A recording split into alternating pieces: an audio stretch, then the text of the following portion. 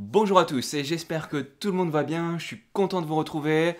On va parler des news crypto et je peux vous dire qu'il y a des news atypiques. Je pense que c'est le bon terme, c'est atypique. Il y a des news plus ou moins bonnes, il n'y a pas spécialement de direction bonne ou mauvaise, mais par contre il y a des news atypiques et je pense que ça va être intéressant. Donc écoutez, j'ai envie de vous proposer de passer sur mon PC et puis on démarre tout de suite. Avant de vous parler des news, comme vous voyez en haut de l'écran, il y a beaucoup de pages. Donc là, il y a beaucoup de news. Avant, je vais vous parler un petit peu du crypto market, où j'avais expliqué aux membres en privé que le market, enfin, que moi, ma position, c'était au niveau de la flèche rouge ici, de descendre puis de remonter. Plan validé, plus que validé. Donc là, maintenant, pour moi, les profits sont pris.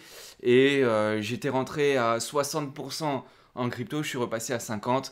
Parce qu'avec la guerre, à tout moment, il peut se passer quelque chose qui peut nous faire redescendre. En tout cas, on est sur une résistance. Et sur une résistance, en général, qu'est-ce qu'on fait? Je vous laisse voir. En tous les cas, ce que je veux vous dire, c'est que transition parfaite, parce que je vous disais qu'il suffisait d'une news pour que le marché avance d'un coup. Et là, boum, on en a une. Alors, par contre, je ne sais pas si c'est une bonne news ou une mauvaise news, mais je vous la lis et on la voit ensemble.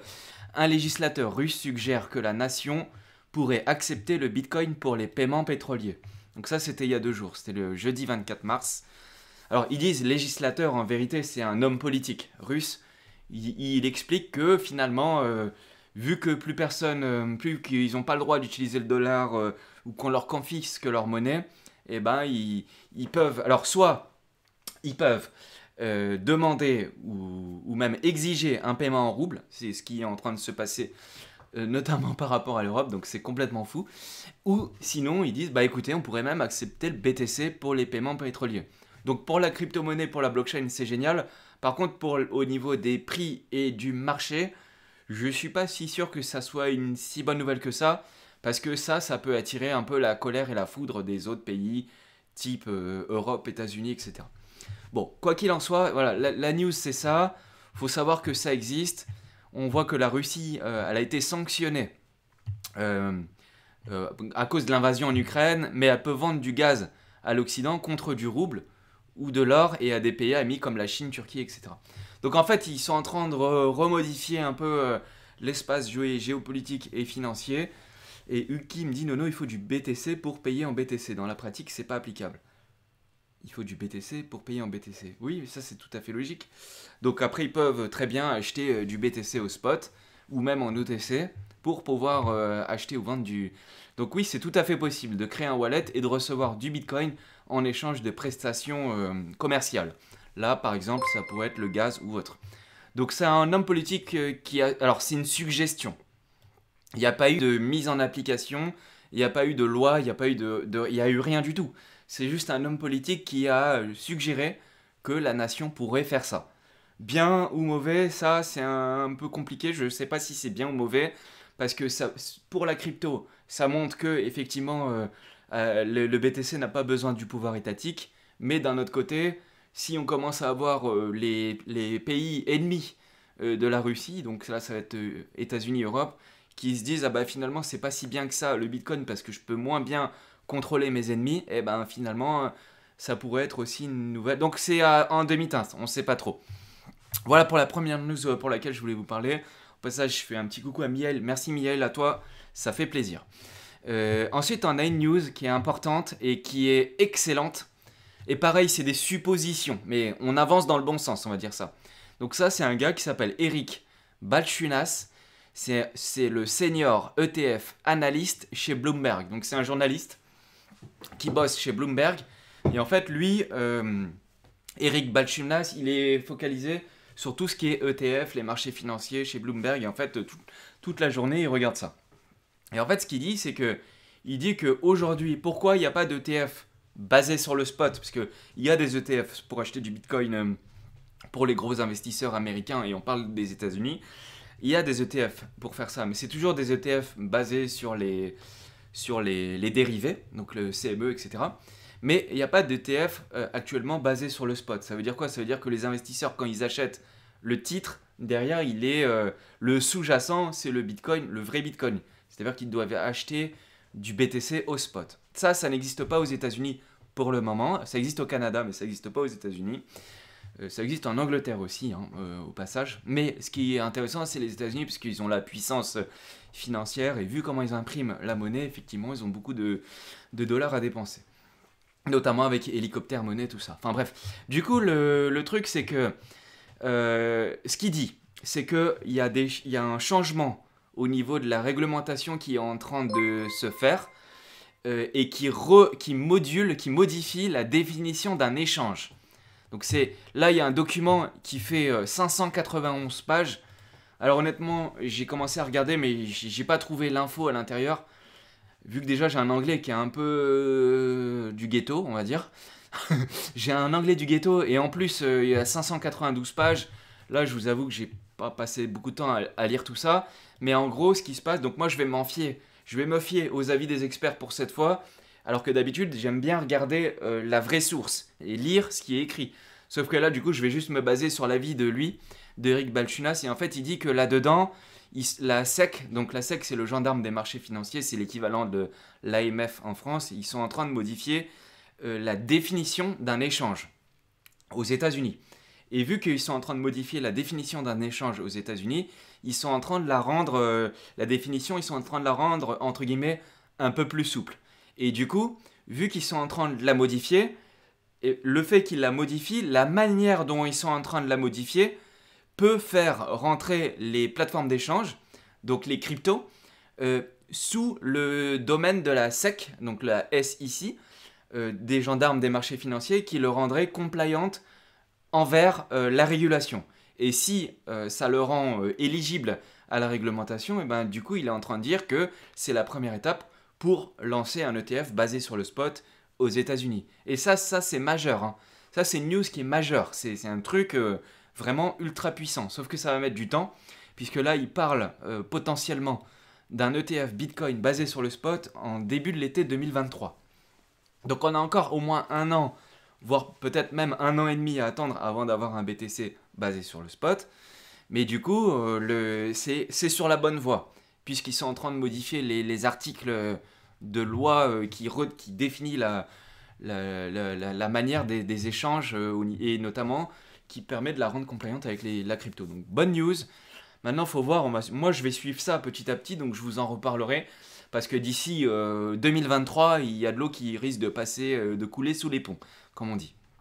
Donc là, autre news, et belle news, c'est ExxonMobil, donc c'est une grosse compagnie pétrolière américaine, hein, c'est américain. Et là, ils disent que ils sont en train d'envisager de proposer un projet pilote gaz to Bitcoin dans 4 pays. Donc là, pareil, si vous me suivez, je vous avais parlé de ça au mois de novembre 2021, plusieurs fois où je vous avais expliqué le concept que dans les mines, dans les mines où on extrait du pétrole de schiste, hein, le gaz et le pétrole de schiste, donc c'est-à-dire que c'est notamment principalement aux États-Unis, au Texas et dans les contrées un peu lointaines des États-Unis où ils creusent en gros pour aller chercher le pétrole. Et quand ils creusent pour aller chercher le pétrole, en fait, il y a du gaz qui sort et qui pourrit l'environnement et ce gaz-là, il peut être réutilisé. Donc en fait, il le capte au niveau de sa sortie et au lieu qu'il se dégage dans l'environnement à pourrir l'environnement, en fait, il le capte et grâce à ça, ça permet de générer de l'électricité immédiatement utilisable. Et l'électricité immédiatement utilisable, en fait, qu'est-ce qu'il pourrait faire? C'est alimenter des batteries et en sortie directement miner du BTC. Donc, pour tous les élus qui avaient fait le protocole, là, le MiCA, et qui était propulsé par le parti politique des Verts, là, on a l'exemple d'un cas que le Bitcoin permet d'amoindrir les rejets de gaz toxiques dans l'environnement. Voilà, on peut aussi le voir d'une autre manière différente. Et du coup, ce qui est intéressant de voir, c'est que là, sur cette news-là, alors ça fait déjà un moment qu'ils le font, mais là, ils viennent de conclure un accord avec Crusoe Energy System Incorporation.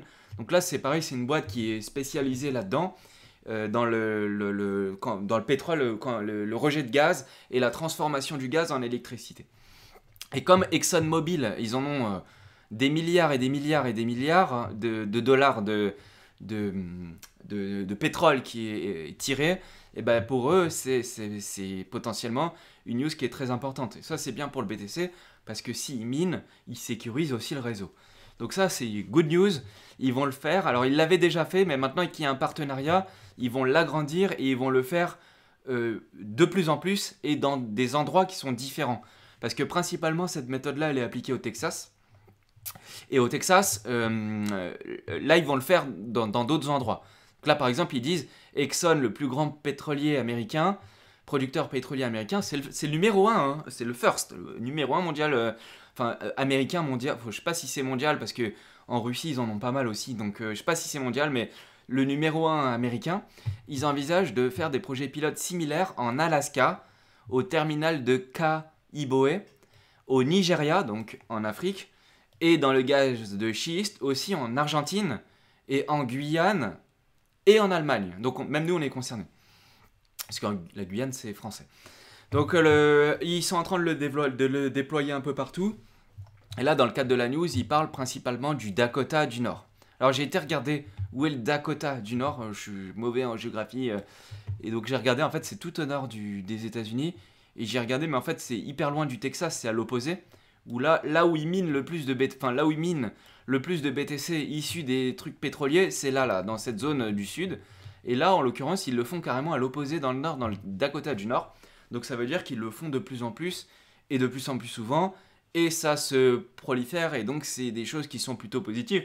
Puisqu'au lieu de jeter du gaz dans l'air qui est néfaste, c'est mieux que ça soit capté pour faire l'électricité. Et en même temps, je pense que c'est tout bénef de faire ça pour eux. Parce qu'au lieu de rejeter ça, au moins ils peuvent avoir du BTC. Et ils ont compris que le BTC, ça pouvait être quelque chose qui est intéressant, avec un profil intéressant pour l'avenir. Donc là, j'ai vu la news suite à ça de Messari. Et Messari, eux, ils l'ont mesuré le truc. C'est-à-dire qu'ils ont dit, ils estiment qu'il y a 69... Alors, TWH, à mon avis, c'est des térawatts-heure. Alors la grandeur électrique, je ne me rends pas compte de qu'est-ce que ça pourrait représenter. Mais apparemment, ça a l'air d'être beaucoup, si j'ai bien compris. Et ils estiment qu'il y a 69 TWH d'électricité gaspillée aux États-Unis, perdue, à cause de cette pratique-là, ce qu'ils appellent le torchage. Donc là, en anglais, ils appellent ça comment flaring. Et en gros, le torchage, c'est le gaz qui s'échappe dans l'environnement, si vous voulez. Donc là, ils vont pouvoir le capter et du coup, c'est quelque chose de propre, etc. Et ils disent, du coup, grâce au centre de données minier du Bitcoin, comme ceux fournis par Crusoe Energy, donc c'est bien le partenariat de ExxonMobil avec Crusoe Energy, donc on parle bien de ça, grâce à ça. Et il y en a un autre qui s'appelle Upstream Data Inc., qui fait la même chose, qui aide les grosses boîtes à faire ça, le torchage électrique. Et du coup, l'énergie torchée gaspillée peut être utilisée, mais elle peut également réduire les émissions de CO2. Et là, ils montrent en quoi ça pourrait être bien pour l'environnement, etc. Donc voilà pour la news, ça c'est très intéressant. En plus de ça, on a eu Nayib Bukele, donc entre guillemets le dictateur cool. Il y a eu du FUD sur lui, donc ça veut dire qu'il y a Reuters, l'agence de presse, Reuters, qui ont déclaré quelque chose de faux à l'encontre de Nayib Bukele. Donc je vous explique l'histoire, ça fait un petit pataquès sur Twitter, rien de méchant, mais vous allez voir que, en fait, vous savez que vous avez vu récemment qu'il y a CZ, le patron de Binance, donc Changpeng Zhao, qui est d'ailleurs l'un des plus riches du monde, il est dans le top 10 au passage, qui est, en ce moment, il est là-bas, il est au Salvador, et il rencontre Nayib Bukele, il parle, etc. Donc qu'est-ce qu'ils ont dit? Reuters, ils ont dit, écoutez, vu que le projet de Nayib Bukele de faire du Bitcoin Bond, donc de la dette basée sur le Bitcoin, vu qu'il n'y arrive pas, ils ont dit ça comme ça, Reuters, il a dit, bon, vu que Nayib Bukele, il n'arrive pas à faire ses Bitcoin Bonds, eh ben, il a fait venir CZ, donc Changpeng Zhao, au Salvador, pour que CZ vienne l'aider. Donc ça, c'est Reuters qui dit ça, sans preuve, sans rien. Et du coup, il y a Nayib Bukele qui répond et dit je suis fan. Et en fait, et dessus, il y a le Bitcoin Magazine qui a relayé l'information.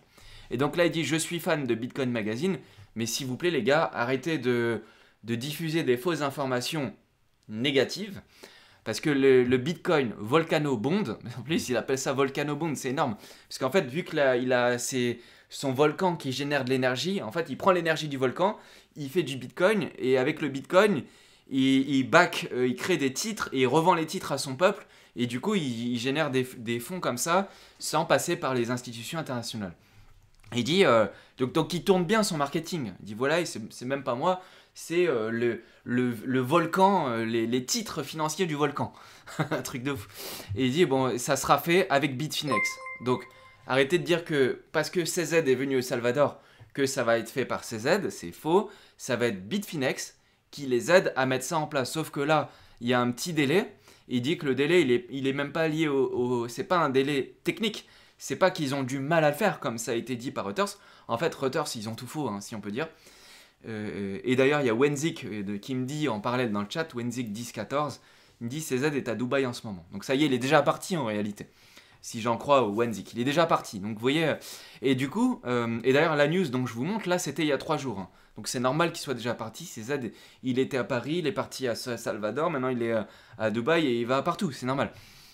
Et du coup, il dit le court retard, il n'est pas lié à un problème technique, il est lié tout simplement parce qu'ils ont une réforme des retraites dans leur pays qui est plus importante. Ils mettent d'abord en œuvre la réforme des retraites, et une fois que la réforme des retraites elle sera faite, là ils vont mettre la loi qui autorise les volcano bonds, et après ça sera mis en place par Bitfinex. Donc voilà, je vous en parle parce que si vous voyez que ça remue un peu sur Twitter, au moins vous saurez pourquoi. Et là, il y a Paolo Arduano, qui est le responsable technique chez Bitfinex, qui confirme et qui dit la même chose, qui a retweeté un message de Samonson, je vous le lis, et il dit il y a un ordre dans les opérations. D'abord, il y a la loi qui doit être mise en place pour les titres numériques, donc les digital assets, hein, les titres numériques, et qui doit être soumis au Congrès. Une fois que c'est fait et adopté, il y a un document d'offre qui sera rédigé par l'émetteur, rendu public, et après, ils mettront en place les obligations. Donc, vous voyez, ils ont quand même... ils rétablissent une vérité, si on peut dire. Et du coup, là, il y a une autre news qui est intéressante, belle news, qui date d'il y a 2 jours, donc le 24 mars. On a la banque israélienne Leumi. Leumi qui va permettre de faire du commerce de crypto. Alors moi, je n'ai jamais été là-bas, mais je ne connais pas cette banque, mais j'ai déjà vu ce logo, par contre, il me semble, à la télé ou je ne sais plus où. Donc a priori, c'est la première banque du pays, et elle autorise les échanges, donc achat et vente de crypto. Ça, c'est plutôt cool, une banque qui permet à ses clients de le faire, surtout quand il s'agit de la plus grosse banque. Alors, je crois qu'il n'y a pas beaucoup d'habitants là-bas en Israël, mais ils ont une grosse puissance financière, et ils sont un peu... ils ont des bonnes places dans les gouvernements de différents pays. Donc, ils ont quand même une puissance économique et une puissance de décision dans ce pays qui est importante. Et donc, du coup, ils ont un certain pouvoir d'achat. Et le pouvoir d'achat, il est lié à cette banque-là. Donc, le peuple va pouvoir acheter et vendre de la crypto. Donc, ça, c'est plutôt une bonne chose, je pense. Et alors, ils sont aidés par Paper, une société qui s'appelle Paper. Paper, c'est écrit Paper comme le poivre. Bon, je connais pas Paper, mais en gros, ils sont aidés par Paper. Et quand il y aura des échanges financiers, etc., et en fait, c'est Paper qui va collecter les taxes. Donc, ils sont aidés pour pouvoir faire ça. Effectivement, les banques, elles ont... Disons que c'est pas leur métier numéro 1, la crypto, et ils y vont toujours un peu à reculons, y compris en France. Alors, je sais que dans les personnes qui me suivent, je sais qu'il y a des banquiers, donc salut à vous, et notamment des banquiers qui travaillent dans le service blockchain, puisque j'en avais parlé à quelques-uns, et donc salut à vous. Donc ça, bonne news. On aimerait avoir la même chose, BNP Paribas qui accepte les cryptos, ce serait cool. Mais bon, pour l'instant, on est encore un peu loin de ça. Et là, j'ai une news, et je pense que ça sera la dernière ou l'avant-dernière news qui va être aussi un peu sympa et atypique, comme je vous avais dit en début de vidéo. On a le Premier ministre de la République du Vanuatu. Et alors, au Vanuatu, il parle anglais et aussi français. Donc c'est pour ça qu'il y a écrit The Prime Minister et le Premier ministre. Et ça, c'était il y a 10 jours, mais j'avais pas vu passer la news, donc je la vois passer, donc je vous en fais part. Et là, on a le Premier ministre qui signe un décret, une autorisation. Et le monsieur, donc le Premier ministre, qui s'appelle Bob Loughman, c'est lui, si vous voulez, c'est lui. Je vous montre à l'écran, c'est lui. Et donc c'est le Premier ministre de la République du Vanuatu et il a le plaisir d'annoncer qu'il donne son support, donc son acceptation pour la Satoshi Island Community Project. Et je vais vous expliquer, vous montrer ce que c'est. Alors là, il y a Nerozia dans le chat qui me dit c'est où? Bah ça tombe bien parce que j'avais prévu de montrer où c'est. Alors attends, hop, le Vanuatu c'est... sur la carte c'est ici. Le Vanuatu c'est à l'est, donc en fait c'est une république, c'est une archipel. Donc une archipel c'est une république qui est constituée de 83 îles, donc c'est des petites, des îlets si vous voulez, des petites îles qui est à l'est en Océanie, donc c'est à l'est de l'Australie, donc si vous voulez y aller ça fait un peu loin. Et du coup, hop, on va revenir sur Wikipédia. Donc du coup, ça, le Vanuatu, donc c'est une république qui fait donc 12 000 km² et il y a 300 000 habitants. Donc c'est tout petit, hein, mais c'est quand même intéressant, sachant que c'est un archipel qui est indépendante. Ils ont eu l'indépendance auprès du Royaume-Uni et de la France en 1980, donc c'est même assez récent. Donc là, ça fait un petit peu d'histoire, mais bon, à la limite, nous, ce qui nous intéresse, c'est la crypto. Et alors, du coup, je voudrais vous montrer ce que c'est le Satoshi Island Community Project. Ok? Donc, je vous montre ce que c'est. Donc là, maintenant, c'est acté, hein. Ça a été signé, il est d'accord, donc ils mettent en œuvre le projet. Donc, je vous montre ce que c'est. C'est une île qui sera comme ça. Donc, le Crypto Island Community Project, c'est l'île de Satoshi. Ok? Donc, c'est l'île Bitcoin. En gros, le concept, c'est quoi? C'est une île où vous allez pouvoir passer des vacances, travailler, ou vivre, ou faire ce que vous voulez. Et dedans, alors c'est loin par contre, hein. Et donc dedans, le truc c'est que le fiat est interdit. Donc si vous avez des euros, des dollars, du Vanatu, je crois qu'ils ont leur propre monnaie. Du Vanatu, ça s'appelle comme ça. Ou du Vatu. Non, du Vu. Ouais, je crois. Non, c'est du Vatu. La monnaie, c'est du Vatu, donc du VUV, VUV. Donc, si vous avez du Vatu, bah, il sera refusé. Parce que là, c'est une île crypto, donc ils vont accepter et uniquement le BTC. Et j'ai lu l'article du Premier ministre Bob Loughman, et il a dit qu'il a donné son accord pour pouvoir développer une activité, avoir du tourisme, avoir des flux, et rentrer dans le domaine des nouvelles technologies. Et je trouve que ce qu'il fait, c'est plutôt intelligent. Parce que c'est une île qui est pas très habitée et du coup ils sont en train de tout construire. Donc ça c'est cool. Alors du coup je vous montre les photos du projet et là il y a écrit Nono, cette vidéo m'intéresse énormément, je suis sur la route, je rentre de vacances, j'aimerais la rendre de... Ouais, ok. Ils vont développer un sacré tourisme, truc de fou. Ouais, c'est ça. Donc je vous montre les habitations qu'ils sont en train de faire. En fait ils sont en train de faire un truc éco-responsable, futuriste, et un peu minimaliste, d'après le design qu'on voit. Donc ils sont en train de créer des maisons qui sont comme ça, et qui seront mises à la vente, ou à la location. Alors il y a plein de photos hein, qu'on peut trouver.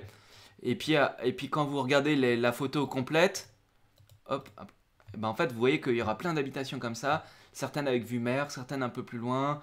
J'imagine qu'ils vont faire un centre commercial. Il y aura des belles choses, et ça pourra attirer les crypto-investisseurs. Et je vous montre une petite vidéo qui peut être intéressante. Hop. Running exclusively on cryptocurrency and blockchain technologies. The island seen here is located in the tropical paradise of Vanuatu in the South Pacific and is owned and operated by Satoshi Island Limited. Accessible by direct flight from Australia, Asia, and the west coast of the US and Canada, Satoshi Island will become the official home for cryptocurrency professionals, and those arriving will be greeted by traditional-style villas, which act as a check-in area and relaxation center where visitors can unwind before exploring the entirety of the island. The remaining sector, through the introductory stylings, are created to suit the tech-savvy inhabitants. Special for the renderings. The Satoshi Island module Là, il montre les maisons, les habitations. That can be positioned into many different designs to create hundreds of unique types of homes, apartments, amenities, and offices.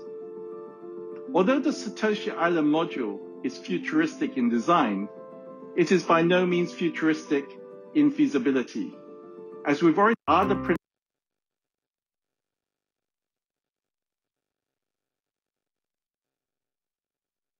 See yourself visiting or moving to an island paradise built with the crypto lifestyle in mind? Would you like to build a property portfolio in one of the world's most exclusive and targeted locations? Could your project... Bon voilà, je pense que vous avez compris, c'est un truc pour les riches, hein, clairement. Déjà pour se rendre là-bas, à mon avis, le billet d'avion, c'est pas un truc à 200 €. Donc ça va être un truc pour les riches. Et alors il y a un message intéressant. On me dit, t'as pas intérêt d'être en bear market pour aller là-bas. Sinon, tous les riches deviennent pauvres. Ça devient plus l'île des riches, ça devient l'île des pauvres. Pour les crypto-millionnaires, ouais, c'est un peu ça. Donc après, on va voir... Après, je vois qu'il y a beaucoup d'habitations, mais il n'y a pas forcément... Il n'y a pas d'industrie. Je me demande même s'il y a un centre commercial. Ça risque d'être un peu... chacun vient faire ses vacances, c'est un peu individualiste, j'ai l'impression. J'ai pas vu de barbecue, truc... moi, je suis plus à vouloir parler avec les gens. On va dire ça comme ça. Donc, à voir, mais en tout cas, le projet, il est intéressant. Je sais pas si ça ira au bout ou pas, mais en tout cas, voilà, il se passe des choses et c'est intéressant de le noter. Ensuite, j'ai vu qu'il y a une news au niveau du bureau de la Maison-Blanche qui sollicite l'opinion publique sur les implications du crypto-climat.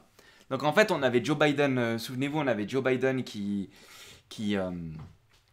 avait accepté avec Madame Yellen d'aller un petit peu plus loin dans la réflexion au niveau des cryptos pour pouvoir accompagner le secteur de l'industrie pour devenir une pointure dans le domaine, etc.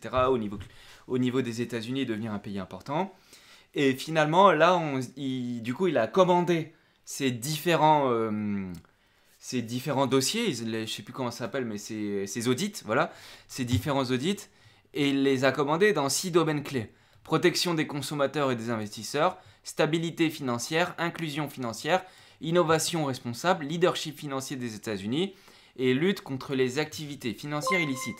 Mais la question qu'on peut se poser, c'est quand il va recevoir ces rapports qu'il a commandés, si les rapports sont mauvais, comment va-t-il réagir ? Parce qu'on ne sait jamais à qui est mandaté pour faire les rapports, comment ils vont faire, etc. etc., etc. Donc, c'est pas encore tout à fait gagné hein, au niveau de Joe Biden. On a pris ça comme si c'était une bonne news, mais moi je maintiens le truc qu'il va forcer, à un moment, j'en suis persuadé qu'il va forcer, pour mettre en place son CBDC, son dollar américain, et l'imposer, et de faire en sorte que les autres deviennent petit à petit interdits. Et si on arrive là, ça serait beaucoup plus embêtant. Donc maintenant, il faut voir dans quelle mesure vont être les rapports, comment il va les interpréter, et quelles sont les mesures qu'il va prendre suite au rapport qu'il a reçu. Et là, on voit qu'il y a la Maison Blanche qui a tweeté, la Maison Blanche technologique et informatique, qui a clairement, ils disent que POTUS a clairement, donc POTUS c'est Joe Biden, a clairement indiqué que les actifs numériques, donc là, dédicace à Nono, il a dit Digital Asset, donc j'ai bien choisi mon nom, a clairement indiqué que les Digital Assets et les crypto-monnaies doivent soutenir nos objectifs climatiques. Ils en reviennent sans cesse au truc climatique, mais ils devraient leur dire ce que j'ai dit au début de la vidéo avec le pétrole et tout ça. Aujourd'hui, la Maison Blanche a publié une demande d'information sollicitant votre avis, donc là il s'adresse aux contribuables américains, sur les implications énergétiques et climatiques des actifs numériques. Donc là, en gros, ils font un sondage et ils voudraient, dans le cadre du rapport qu'ils vont avoir, ils voudraient avoir un peu les avis des Américains, etc. Voilà, j'espère que la vidéo vous a plu. Des news, c'était un peu différent de d'habitude, mais je pense que c'est bien aussi. J'espère que l'île du Vanuatu pourra vous plaire et peut-être qu'un jour, qui sait, si on s'en sort tous à peu près bien, que ce soit grâce à moi ou à d'autres, si on s'en sort tous à peu près bien, peut-être qu'un jour on se retrouvera là-bas. En attendant, on pourra déjà se retrouver à Paris ou dans le sud avec grand plaisir. Je vous dis à bientôt, dispo sur Instagram et Twitter, lien dans la description. On est aussi sur Twitch avec les copains et je vous dis à la prochaine. Salut à tous et boum, petit pouce si ça vous a plu. Ciao à tous.